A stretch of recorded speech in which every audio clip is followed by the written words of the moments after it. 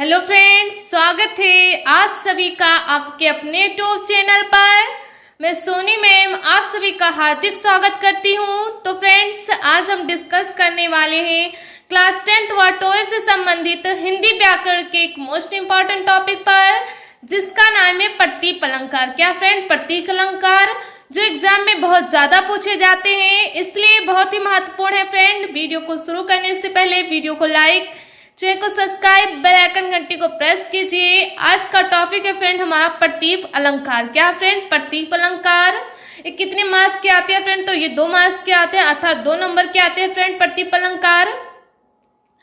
ये board exam में बहुत ज्यादा पूछे जाते हैं। तो फ्रेंड, आप पहले से ही आप काफी नोट कॉपी लेकर बैठ सकते हैं, क्योंकि लिख लेंगे तो आपसे भूलने का डर नहीं लगेगा।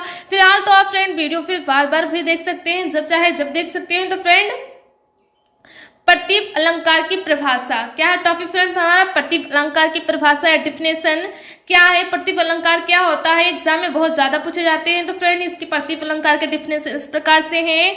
जहां उपमेय का कथन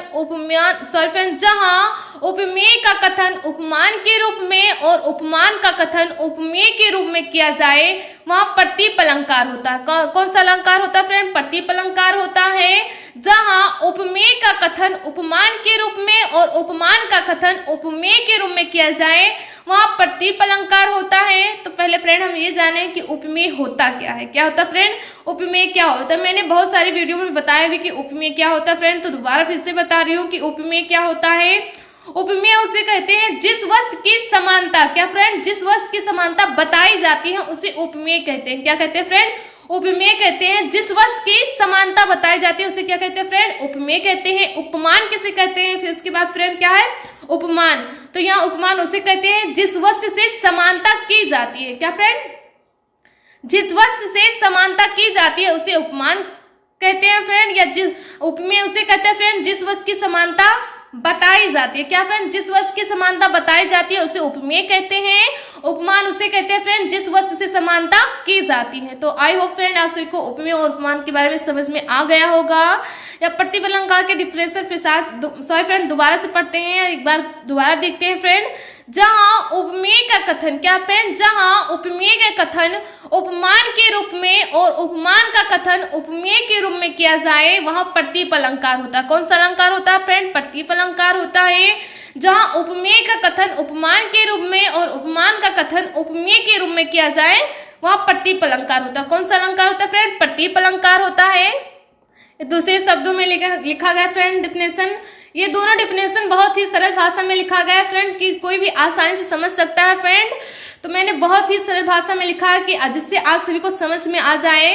तो दूसरे शब्दों में क्या फ्रेंड, इसकी डिफिनेशन प्रतीक अलंकार की, जहां प्रसिद्ध उपमान को उपमेय बना दिया जाए। क्या फ्रेंड? जहां प्रसिद्ध उपमान को उपमेय बना दिया जाए अथवा उसकी व्यर्थता प्रदर्शित की जाए, वहां प्रतीक अलंकार होता है। कौन सा अलंकार होता है? प्रतीक अलंकार होता है। जहां उपमान को उपमेय बना दिया, जैसे कि फ्रेंड मैंने उपमान बताया और उपमेय बताया कि उपमान उसे कहते हैं जिस वस्तु से समानता की जाती है उसे उपमान कहते हैं, या फिर फ्रेंड उपमेय उसे कहते हैं जिस वस्तु की समानता बताई जाती है उसे उपमेय कहते हैं।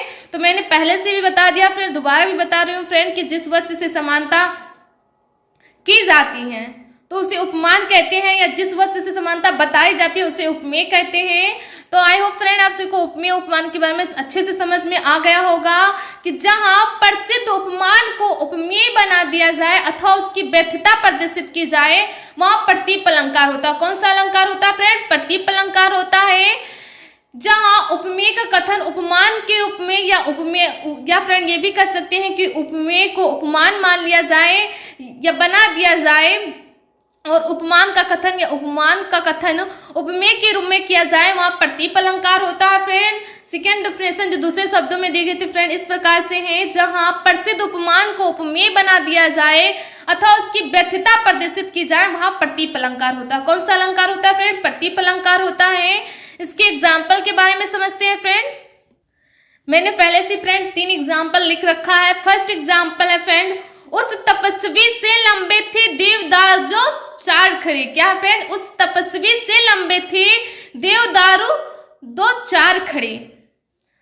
तो यहाँ फ्रेंड तपस्वी क्या है, यहाँ फ्रेंड उपमेय को क्या मान लिया गया फ्रेंड, उपमान मान लिया गया। तो यहाँ फ्रेंड कौन सा अलंकार है, प्रतिप अलंकार है। उस तपस्वी से लंबे थे, तो यहाँ लंबे किसके लिए होना चाहिए फ्रेंड, देवदार के लिए, लेकिन यहाँ तपस्वी के लिए लंबे आया, क्या आएगा फ्रेंड, तपस्वी के लिए यहाँ लंबे आया है। खड़ा होना फ्रेंड, तपस्वी लोग जो खड़े हो सकते हैं, लेकिन पेड़ तो देवदार जो वृक्ष है एक, तो वो एक ही स्थान पे होगा। तो फ्रेंड वो चार खड़े तो हो नहीं सकते कि 2-4 खड़े हो यहाँ वहां जा सकते हैं। तो तपस्वी फ्रेंड यहाँ खड़े हो सकते हैं, लेकिन देवदार नहीं जा सकते हैं। तो यहाँ तपस्वी के लिए खड़े होना चाहिए और देवदार के लिए लंबे होना चाहिए। लेकिन फ्रेंड क्या हो गया है यहाँ फ्रेंड, उपमेय को उपमान मान लिया गया है और उपमा को क्या मान लिया गया फ्रेंड, उपमेय मान लिया गया है। तो यही फ्रेंड आप सभी को समझ में आ गया होगा। फर्स्ट एग्जाम्पल फ्रेंड, उस तपस्वी से लंबे थे देवदार जो 4 खड़े। आई होप फ्रेंड आप सबको फर्स्ट एग्जाम्पल समझ में आ गया होगा। सेकेंड एग्जाम्पल है फ्रेंड, उतरी नहाए जमुन जल, उतरी नहाए जमुन जल जो शरीर सम श्याम। क्या फ्रेंड, उतरी नहाए जमुन जल जो शरीर सम श्याम। सेकेंड एग्जाम्पल है फ्रेंड, यहाँ बताया गया है कि जमुना का जल श्री श्याम जी या श्याम जी भी कर सकते हैं फ्रेंड, या राम जी को भी कर सकते हैं, क्योंकि दोनों एक ही इंसान है, वह रूप बदल के आए। तो फ्रेंड यहाँ क्या है, सम श्याम। यहाँ फ्रेंड जमुना को जल को क्या बताया गया फ्रेंड, काला बताया गया। क्या बताया फ्रेंड, सांवला बताया गया। यहाँ फ्रेंड उसके जल को भी बताया गया, सांवला बताया गया। और श्याम जी को क्या बताया गया फ्रेंड, उतरे नहाए, वो साले पानी में क्या फ्रेंड स्नान कर रहे हैं। तो यहाँ फ्रेंड वैसे ही कि जान सकते हैं कि फ्रेंड जमुना का जल कभी काले हो नहीं सकते। तो फ्रेंड यहाँ जमुना का जल जो है ये सांवला जो आया है, जो फ्रेंड उस शाम के लिए होना चाहिए, लेकिन यहाँ क्या मान लिया गया फ्रेंड, उपमेय को उपमान मान लिया गया है।